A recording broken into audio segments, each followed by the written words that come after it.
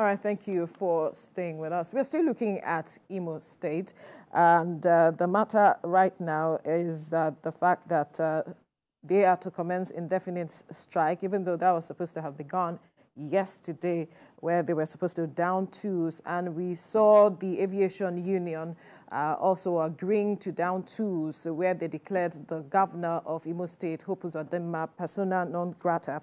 And we are also looking at the matter of the labor centers accusing Imo State government and the Nigeria police force of ignoring their demands in the aftermath of the brutalization of the NLC President Ajaero and some of the workers. And so because of this, there will be a nationwide industrial action next Tuesday. Now, the NLC is also demanding non-payment of outstanding salary arrears, refusal to implement previous agreements, and unjust declaration of workers as ghosts. So joining us to also talk about this matter beyond the election that we have been speaking about is lawyer Tunji Abdulhamid. Good morning, Tunji. Good morning, Farrell. Thank you for having me. Nigerians are great to you. Right. Now, you see, the question on the minds of a majority of Nigerians is that what happened in Imo State, how does it translate to having a nationwide strike, talking about the brutalization of Ajaero, NLC President? But we'll come to that question because we have a reporter, Bimbo Agbebi, who is in Imo State, to bring us up to speed with the mood developments there with regards to the level of compliance, with regards to this strike that was called by Organisedlabour, and the level of preparation of INEC towards the election on Saturday. Bimbo. Yes, good morning, Veronica. It's a beautiful Thursday morning here in Owerri, the Imo State capital, and I'm so happy to tell you that Imo State feels very calm this Thursday morning. The people of Imo are looking forward to the Saturday, the November 11 election. In a short while, sensitive materials will be moved from the CBN office here to the 3 senatorial districts in the state. And of course, earlier in the week, the Independent National Electoral Commission, through the Resident Electoral Commissioner, Professor Sylvia Agu, informed us that a total of 2,318,919 permanent voter cards representing 95.8% of registered voters have been collected. Also, 18 political parties are expected to participate in this election, and out of the 4,720 polling units, the exercise will be taken out of the 4,758 polling units. Election will be taking place in 4,720 polling units. INEC told us earlier in the week that non-sensitive materials were moved to the 27 local government areas, and of course they have also stated their readiness for this polls. In the last 2-3 days, one of the issues that have dominated conversation had to do with the safety of the environment where this election will be taking place. We've had cases where people were recalling events that took place in the last election, where we had snatching of ballot box, electoral violence, attack on electoral officers, voter intimidation, and all of that. Now, people of, as much as the people of Imo would want to, go to the polls to exercise their franchise on the 11th of November, they want to know what the electoral body and, of course, security agencies will be doing differently this time to ensure that they can go all out and cast their ballots without fear of being intimidated. Now, in the last few days, INEC had tried to reassure people that it has also reviewed the errors and a lot of things that happened in the past election, and it is hoping to improve on the processes and the procedures of this election. Also, if you recall, the chairman of the INEC boss in Abuja has said that the responsibility for the security of the election lies with security agencies, and he has gone ahead to say that they should be decisive enough to bring to book or punish, any perpetrator of electoral violence. Now, we had we had different security agencies and the electoral body trying to calm the people of Imo that they will do things differently this time. We had a stakeholders meeting. We had an event yesterday where the DIG Frank Uba was telling us is their level of preparedness with regards to security, where he told us that, of course, 80% of deployment has been done in terms of security, and they are hoping to wrap up work, in the next 24 hours, talking about the remaining 20%. So we are waiting to see what will play out, as this election day draws near. Like I told you earlier, in a short while, we expect that sensitive materials will be moved to the 3 senatorial districts. Veronica. Well, calling for a strike. What is the level of compliance? Because that's also a matter of concern as to how this would affect the election on Saturday. All right, so in some parts of Imo State, there's total blackout. People have been talking about the fact that why will such a thing happen when, it's only a few days to the election? Of course, this is also dominating conversations. People cannot understand why this decision will be taken. And of course, a lot of people are talking about how this would impact on the exercise that will be happening on Saturday. So we are waiting to see how all of these things will play out, even as the clock ticks to the 11th of November. Veronica. Indeed, Bimbo. We'll definitely keep tabs with you for more developments out of Imo State. Thank you. Now, you heard it all from our correspondent there in Imo State, the fact that there is some level of compliance with regards to that strike. Some places there's blackout, and the fact that the governor was declared persona non grata by the aviation union, so to speak. Is this justified? Yes, we know there was an attack on the president of the union, but is it justified leading up to an election? Was he supposed to have been in Imo State, like Ziggy said, before knowing that there is an election happening on Saturday? Why was he in Imo State? Is this justified? Yeah, where do I start from? Is it why was he in Imo State, or why when was he it, knows why that was it, this why was was it, the heart? why was he beaten, or why Start was anywhere. there a strike? Let me start from the beating. For me, that beating of the president of NLC or any other person is condemnable. We must condemn it. It's not a proper thing to do. Whether he's playing politics, whether he's doing the wrong thing, whether he's disobeying court order or whatever, it's not a justifiable reason for anyone to beat anybody up.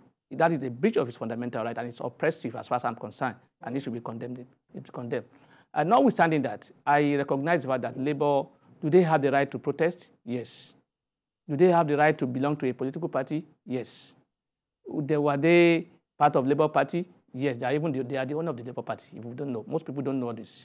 The Labour unions are the owner of the Labour Party itself, the party itself. So, and they have the right to also campaign. But like I said, let's leave politics apart. Whether or not it was in a can we divorce politics from the matter on the ground? No. There are other states who haven't paid salaries, gratuities that he is saying wasn't done by the state, like he mentioned earlier. No.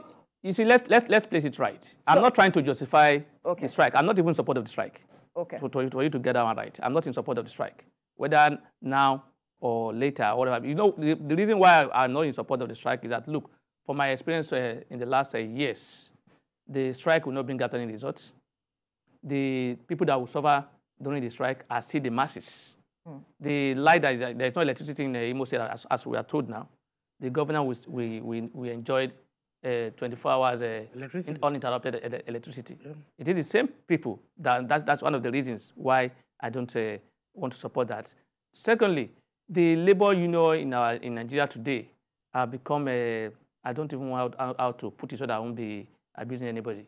The people don't give them that recognition again because they've seen them as a unserious union because they will eye your hope that they want to do something that you think it will benefit you. At the end of the day, they will just change their mind, and then the thing will change like that in a way. So in that regard, I'm not in support of the strike. But I will not say because somebody has gone on strike or is going to on strike, and I should ignore the illegality, perpetrated, alleged illegality of beating the NLC president. The beating of anybody is against the law. You don't take law into your hands. If everybody should start beating everybody just because he disobeyed court order or because he's playing politics, what are we talking about? What are we encouraging? So for me, I will not encourage that issue of him being beaten. And then but the strike, like I said, I'm not in support of it. And the strike in Imo now will definitely have a kind of effect on the coming election. People will not be comfortable to come and even vote. The way things are in Imo State now have become somehow, not only Imo, Kogi and Bayelsa, it appears election are now do or die affair, and then the way we are doing it. And people now see it as just win at all costs. And that's why we are seeing what we are seeing today. So for me, I don't appreciate the fact that Labour, and we should also put it on record, that the strike is not only because Joe Ajaero was beaten. This issue in Imo State, as we are told, has been on since 2021. They say there are demands regarding certain workers, employees being classified as a ghost worker. Yes. Certain pensioners being classified as ghost. So the question is, why did he wait up until this time? Yes. No.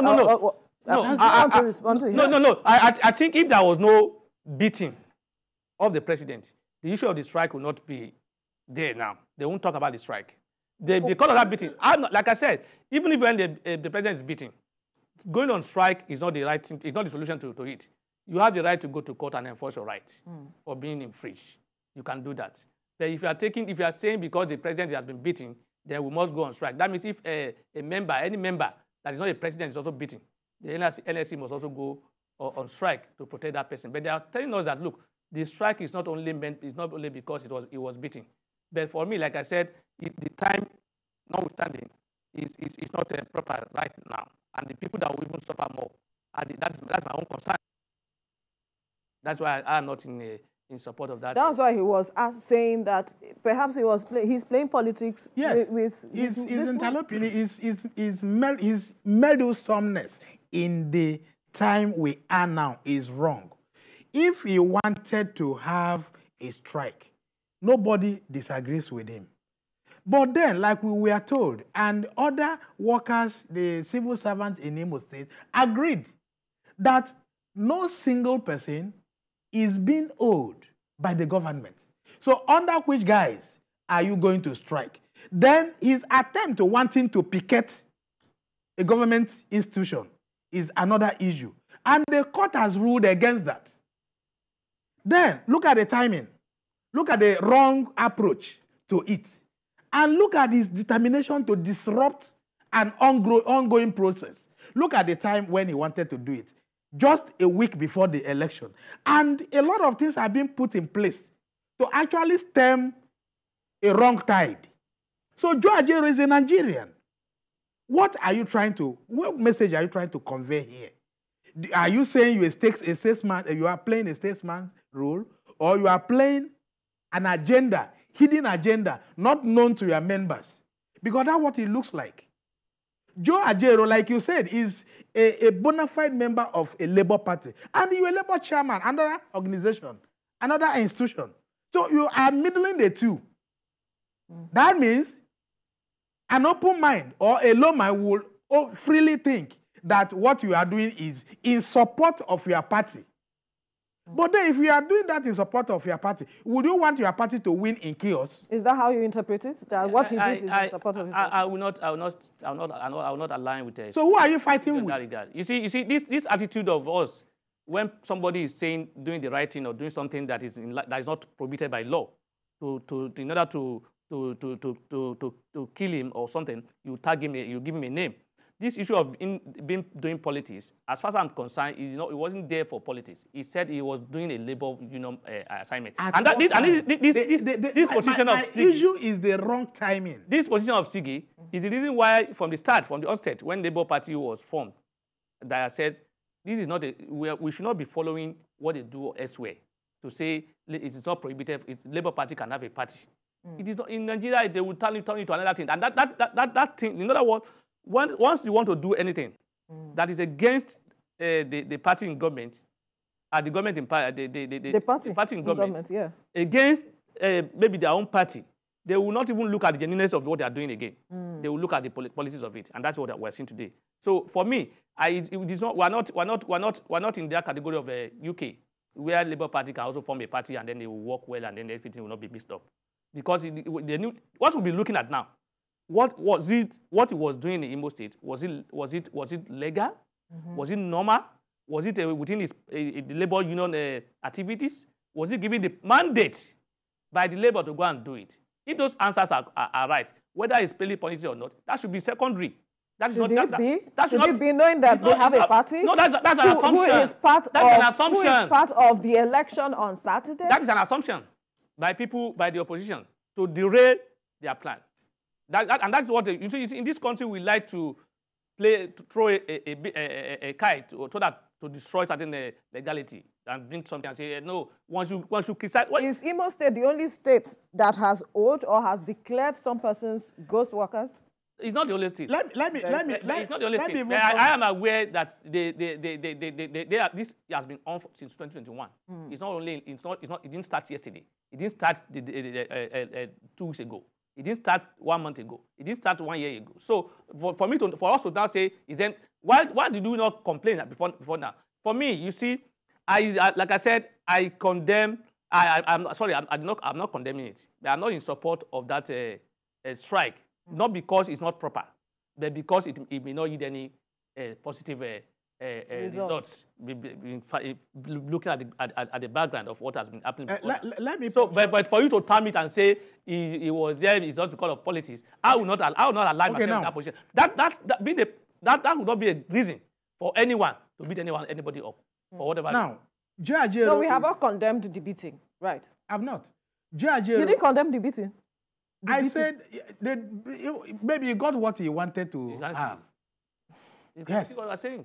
Now, Ajaero, knowing full well that you are a bona fide and a principal member of a Labour Party. Now, that aside, you are still a Labour chairman. Look, Ajaero should remember that in time past, we've had pragmatic Labour leaders, people like Oshomole. You remember Oshomole when he practically fought with the policemen when he was not allowed to enter into a bus that was being driven by protesters. Oshomole himself went into that bus and drove it himself. There are so many ways you can enforce labor laws. When a process is on, you don't shunt it. And that is the problem Imo State Government has with Ajaero. Kogi State, if Ajaero is saying they are owing but the workers in Imo State said this man is not owing up a dime. He is up to date. We heard it now. We heard it. But we heard them speak. We heard them speak. No, we heard them speak. Not even from the Imo governor. We heard them speak. And Imo State is not the only state that is owing our workers. Why this period? Now, on the enforcement of what he is saying, the court has set aside that pronouncement.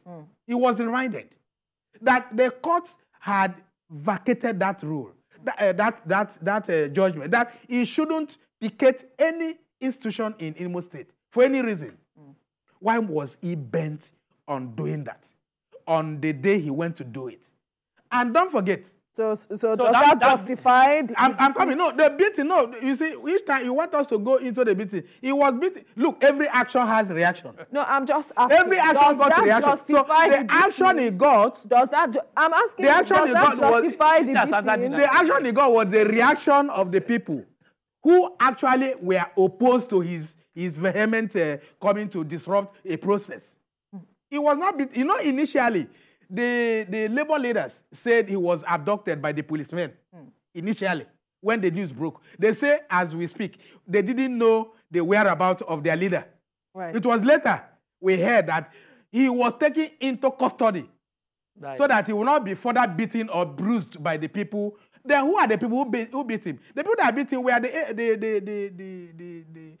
the touts who were annoyed, who were not happy with what he came to do. Because it was a wrong timing, trying to shunt a process because he was doing it in the interest of other party where he is a principal member.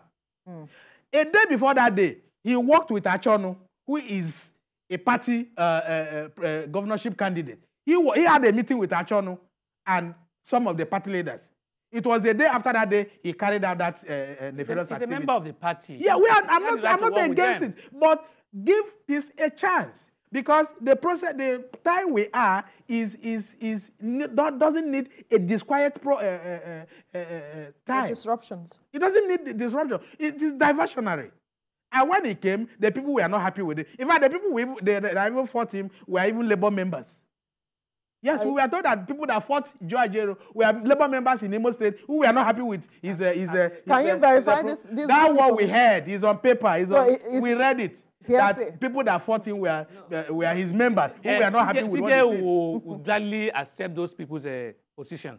The Labour's own will not accept. He will only say. Honestly, we are trying to snake through. We are trying to snake through some things that happened there. And just the way you read, I read too that the people that attacked Ajaero were the same members who is trying to protect. Because Ajaero himself said, you know, in a video inside a vehicle, he was telling them that look at the people he came to protect. That's what he said in the video. The video is still there. So who are the people who attacked him? It was still his members. If you want progress for this country, right, we should not be taking this position just because we have an interest. You see, there is no justification for this beating. Whether there's a court order or not. I condemn it totality. Government should be beaten.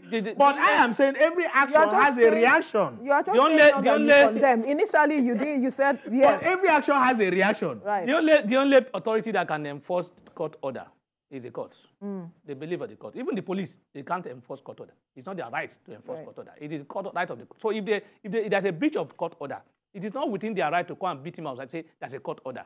And let's look at it again. You said that it was beating. There was crowd. There was whatever. No, has anybody been arrested? No. You are talking now and saying who beat him then? You know who beat him. And the police who are on the ground don't know anybody. They don't know the person. That's what I'm saying. The first allegation was that the police beat him up. That was the first allegation. Was he standing alone when it was taken? Were there no people around? So how did they pick him? And nobody is arrested among those people that were. Do you know that Labour members themselves were even in that melee confused? Because initially, when the dust actually settled, they said he was adopted. That was the first report. It was later on, some hours later, we heard that he was taken hostage by the police. Later on, hours later, we heard that it was from the police now that he was taken into custody, trying to prevent him from being further beaten or sustaining more bruises. Later, same Ajaero in the video inside the bus or wherever it was said that look at the people I was trying to protect. Who are the people? If it was not beaten by the same people who were not happy coming to shunt the process, right, or trying to give a leeway to his own party to win. I think we need to sometimes bring issues to bay so that we actually would look at the issue from every perspective and angle. Labour will not be doing politics when they do protest that will be in favor of government in power. Of course. When Labour was part of the protest in 2012, nobody talked about politics. But Labour Party was alive at that time. But that was not an election period. It doesn't matter. It does. It doesn't matter. But how does it not matter? No, it's not on the politics. Politics is not played when election is. Let me take it from your word. Start your politics even before the 2027 election is being planned now, as we are speaking. Really? People are planning on it. So it's part of the plan. In fact, that protest was part of the plan to remove PDP at that time. And it worked. Nobody talks about Labour Party being there when the plan was being done. But they were there. Were you there when the plan was being done? That was part of the process then to remove the PDP. Just like you allege. No, but you're alleging. Yes. But just like we speak, you know that as you speak, let me take it from your word. Do you know as we speak, nobody takes Labour serious again? Yeah, I agree with you, and that's why I say I didn't. So do you understand? Right. So they've lost their salt. Well, their presidential candidates at the presidential election. And what did they lose? It was because Labour has become a joker No, they have said. So going to hang on. They have said that they will ensure that they are a formidable opposition. That's what Peter B said in his presser. No, Labour Party and Labour joined the Labour Party, Labour Union, TUC. No. And okay, I thought he was talking about Labour Party. Labour Party. No, all of them joined Labour Party. Labour Union. Yes. Okay. In fact, the office in Abuja is even in the Labour Party office. They've lost their value because they don't do what Nigerians expect. So they keep doing wrong things. They don't do what Nigerians expect of them. Because as a Labour Union, if you want to hold government to account, you hold it to account. Right. It's not as if it's not that you want to say you want to do this, you romance with the government and come back and say we have. But before we go, how much impact do you see this having on the election? Because people have to come out to, exercise their franchise. The only impact I see is there's no inbound and outbound flights to Imo. There's no electricity as well. Like there's no electricity, said. But then people will still exercise their right. They will still come out to vote. And Ajaero should not forget that this might even have an effect on his own party, which is Labour Party. Yes, there might be sympathy vote for the ruling party because all the justices are against them. All the thing Ajaero wanted to do was to make sure the other party is not fully recognized. But in this way, there might be sympathy votes for the party even. He's trying to fight. Assumption. Okay, so how do you see it? That's It's an assumption. So how do you see the impact? For me, you see, this, unfortunately, I see election in Imo State and even in Kogi State. It's not going to be free and fair. It's not going to be. I trust you. And I won't, unfortunately, too, it may lead to loss of life. You see the Friday that will be sweet, from Thursday. You see the preparation, you see what is happening. The election has not even come. You see how people are being chased. That will be low turnout. Take that one. That will be low turnout. People will be afraid to come out and even you see, you don't force yourself into power. And that's what we see in Nigeria today. People who claim that have been given mandate are not being given mandate. They force themselves into power. And because they see the attitude that, look, once we win, it will be a clear task for you to obtain it at the courts.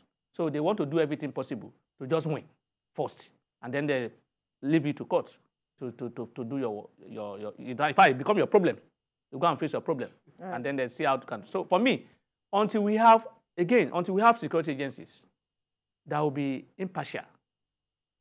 Because these days they have promised to they've only been promising. The promise is not, it's different from acting it. You promise, you don't work it. We have been hearing promises all this while. We have been hearing promises that there will be this will happen, this will not happen. I have lost that opportunity for me. Right. In my own mind, I don't give that chance until I see it.